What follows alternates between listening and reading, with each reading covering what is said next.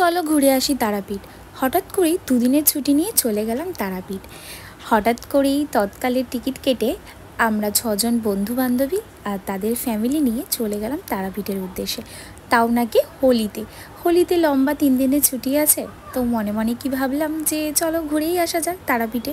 তো তারাপীঠের পথে রওনা হলাম, তৎকালের টিকিট কেটে চলে গেলাম সকাল সকাল তাড়াতাড়ি করে গিয়ে। দেন আমরা পৌঁছে গিয়ে সেদিনকেই চেষ্টা করেছিলাম আর কি পুজোটা দেওয়ার।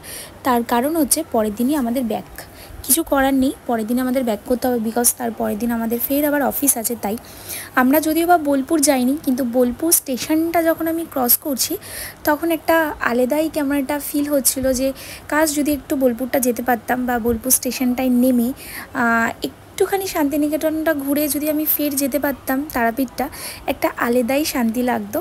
তো সেটা আর যেতে পারিনি, তার জন্য একটু মনটা খারাপ লাগলো। আবার তারাপীঠের উদ্দেশ্যে রওনা দিলাম। এখানে দেখো এরা আমাদের সাথে যায়নি, কিন্তু এই পুচকোগুলোর সাথে হঠাৎ করে ট্রেনে দেখা, ভীষণ মজা, তাদের সাথে টাইমটা কেটে গেল।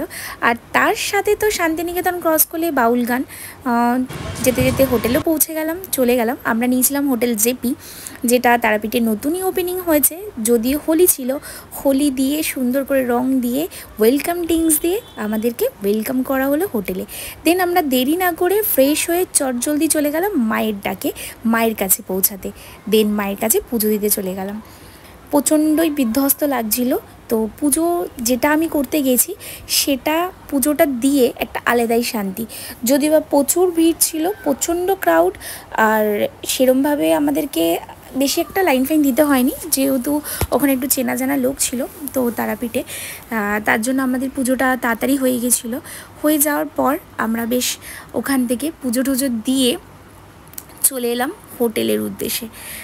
তাছাড়া তোমাদেরকে তো বলাই হয়নি, তারাপীঠের মন্দিরে এখন আগের মতো আর পান্ডাদের সেরকম একটা ব্যাপার নেই।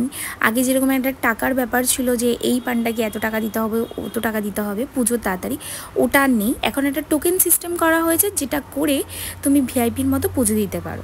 তো ওইটাতেই আমরা পুজো দিয়েছিলাম। তো আমাদের একজন চেনা জানা পান্ডা ছিলেন, যিনি বাবার চেনা জানা, তো আমরা বহু বছর ধরে ওনার কাছ থেকে দিয়ে আসছি। তো কাকু আমাদেরকে খুব ভালোভাবে সেফলি খুব সুন্দর করে পুজো দিয়েছিল, বেশিক্ষণ আমাদের টাইম লাগেনি। আর আমার না এই জায়গাটা খুব পছন্দের, কেন জানি না আমার প্রচণ্ড ভালো লাগে।